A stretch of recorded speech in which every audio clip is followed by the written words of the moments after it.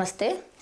गुरुकुल शिक्षण पद्धति के विषय में बहुत सारे प्रश्न आते हैं, बहुत सारे जिज्ञासाएं आती हैं और उसमें से एक महत्वपूर्ण प्रश्न होता है कि आधुनिक शिक्षा पद्धति और गुरुकुल शिक्षा पद्धति का मुख्य फ़र्क कौन सा है, मुख्य अंतर दोनों में कौन सा है।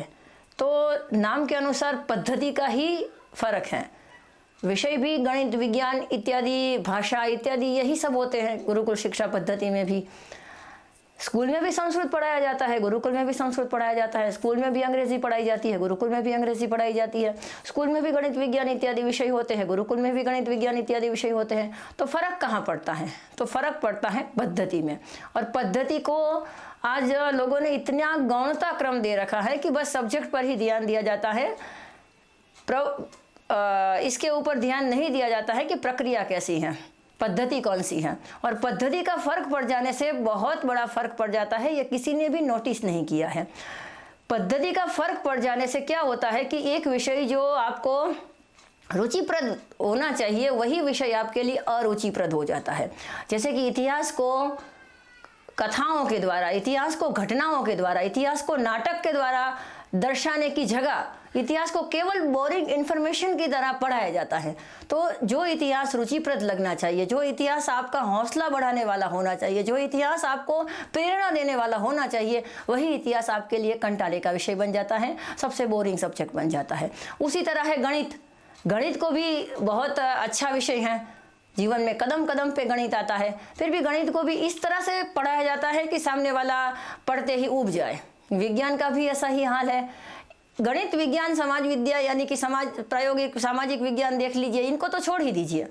लेकिन जो भाषा के सब्जेक्ट हैं, भाषा के विषय हैं, वो तो इतने कृत्रिम और बंधे बंधाए ढांचे वाले पढ़ाए जाते हैं स्कूल में कि वो देखते ही नींद आ जाए। अब कोई भी कविता है तो वो गा के सिखानी है, कविता गा के पढ़ानी है, उसकी जगह कविता बोल के पढ़ाई जाती है। पाठ को भावपूर्ण तरीके से हाथ में पाठ्य पुस्तक रखे बिना प्रेमचंद की हैं या फिर चंद्रनाथ शर्मा गुलेरी की हैं, भगवती चरण वर्मा की हैं, मन्नू भंडारी की हैं, ये सारे जो मूर्धन्य लेखक हैं उनकी कहानियाँ डिटो टू डिटो ऐसे पढ़ाई जाती है जैसे ही उन्होंने लिखी हैं। और परीक्षा में भी ऐसे ही प्रश्न पूछे जाते हैं। तो मूल फर्क गुरुकुल में पद्धति का है।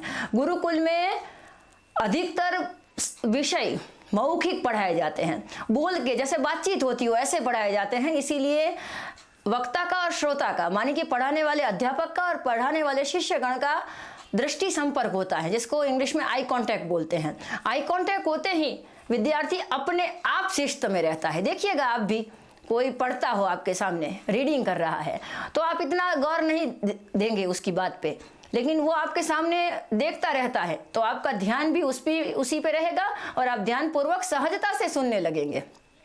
और उसमें भी कहानी आए, बीच बीच में गीत आए, बीच बीच में रोचक कुछ बातें आए तो सुनने का आनंद और बढ़ जाता है। इसीलिए उपनिषद कथित जो पढ़ाने की 26 पद्धतियां हैं, सभी विषय एक ही पद्धति से नहीं पढ़ाने होते हैं। उसी तरह विषय के सभी चैप्टर यानी कि प्रकरण भी एक ही प्रकार से नहीं पढ़ाने चाहिए। कहा जाता है कि गाय बैलों के लिए एक ही दंड होता है, एक ही डंडे से गाय भी चराई जा सकती है, भैंस के लिए भी वही डंडा चलेगा, बकरी के भी वही डंडा चलेगा, बछड़े के लिए भी वही डंडा चलेगा। लेकिन मनुष्यों के लिए अलग अलग नियम होते हैं। मनुष्यों की योग्यता के आधार पर उसके अलग अलग नियम बनाए जाते हैं, उसकी अलग अलग पद्धतियाँ होती हैं। जैसे छात्र बदलते हैं वैसे पद्धति भी बदलनी चाहिए, उसी तरह विषय बदलते हैं, उसी तरह विषय की पद्धति, पढ़ाने की पद्धति भी बदलती हैं। तो ये जो मुख्यतया 26 पद्धतियाँ हैं, 26 पद्धतियाँ मानी सब पद्धतियाँ मिला के 26 नहीं है, 26 तो उसकी मुख्य पद्धति बस है। तो उस मुख्य जो 26 पद्धतियाँ बताई गई हैं पढ़ाने की, उसमें से सर्वोत्तम, सर्व उत्कृष्ट पद्धति कोई हो तो वो है संवाद पद्धति। संवाद का सामान्य अर्थ देखें तो होता है बातचीत। हम बातचीत करने में घंटों बिता देते हैं। हमारे रुचि का विषय हो और उसी समान रुचि वाला व्यक्ति कोई मिल गया तो उसके साथ बातें करने में समय कहाँ बीत जाता है पता ही नहीं चलता है। जैसे कि किसी को फिल्मों में रुचि हो और उसके मित्र को भी मूवी में रुचि हो तो दोनों बैठ के घंटों तक फिल्मों की बातें करेंगे, पता ही नहीं चलेगा कहाँ समय चला गया। उसी तरह किसी को क्रिकेट में रुचि होती है तो दो क्रिकेट की रुचि वाले मिल गए तो क्रिकेट की बातें चल पड़ी, तो कहाँ समय बीत गया पता ही नहीं चलता है। किसी को अध्यात्म में रुचि होती है तो समान रुचि वाले दो व्यक्ति यदि संवाद करते हैं, बातें करते हैं तो समय का पता ही नहीं चलता है और अनायास याद रह जाता है। आपको याद नहीं रखना पड़ता है कि ये घटना कब हुई थी, ये कब हुआ था, वो कब हुआ था। हाँ, जिसमें आपको रस होगा उसकी सारी माहिती आपको अपने आप याद रह जाएगी। उसके लिए आपको कोई विशेष श्रम करने की आवश्यकता नहीं होती है।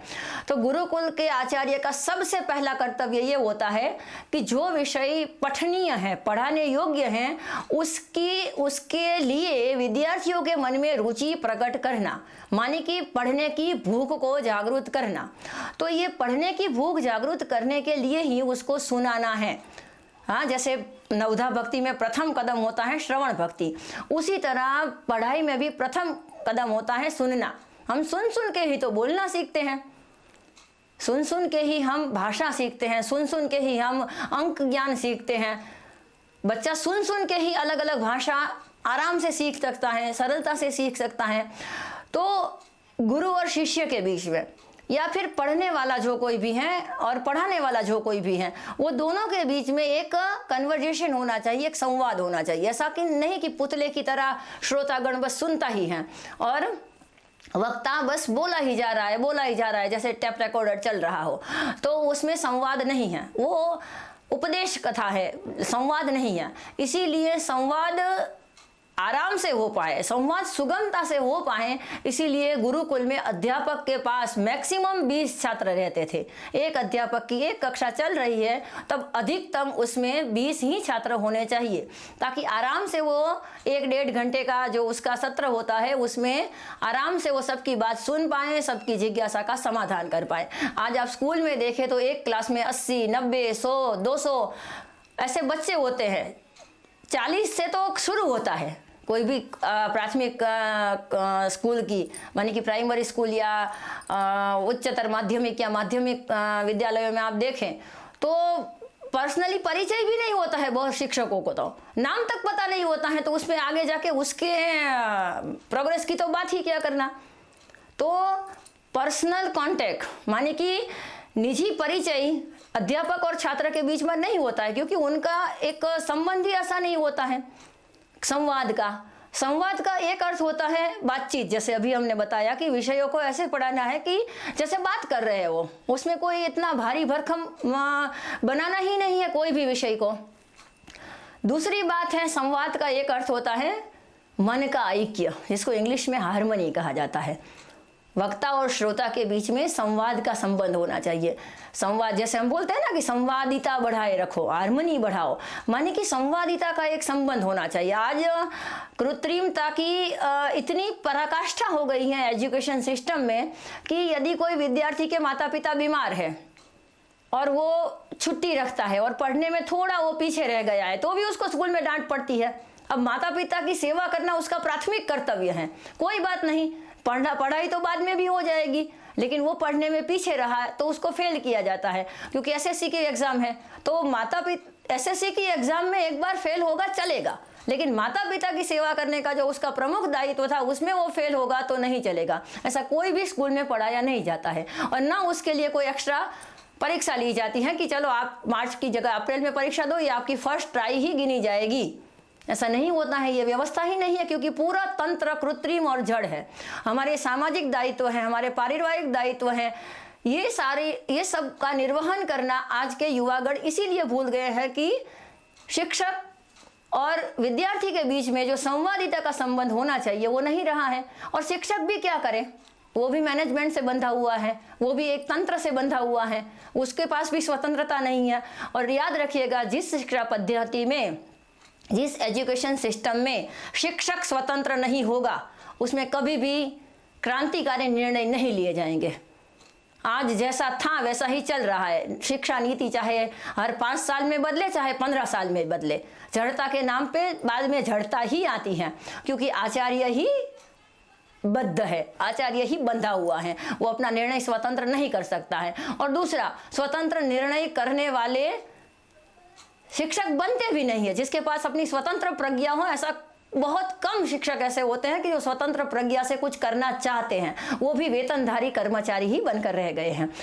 मूल बात करें हम संवाद रूपी शिक्षण पद्धति की, तो हमारे शास्त्रों में बहुत सारे ऐसे ग्रंथ हैं जिसमें संवाद पद्धति से शिक्षण की बात की गई है। तो ऐसे कौन कौन से ग्रंथ हैं, समाज जीवन पे, हमारे आध्यात्मिक जीवन पे उसका कितना गहरा प्रभाव आज भी है, इसके बारे में भी हम आगे बात करेंगे। संवाद पद्धति वास्तव में केवल शिक्षकों के लिए नहीं है, आचार्य के लिए नहीं है, प्रत्येक व्यक्ति को संवाद करने की कला आनी चाहिए। इसीलिए ये वीडियो मात्र वही लोग ना देखें कि जो गुरुकुल खोलना चाहते हैं या गुरुकुल में अध्यापक बनना चाहते हैं। संवाद करने की कला प्रत्येक व्यक्ति को आनी चाहिए, चाहे वो बिजनेसमैन बनना चाहता हो, चाहे कोई किसान हो, चाहे गोपालक हो, सबको संवाद करने की कला आनी चाहिए।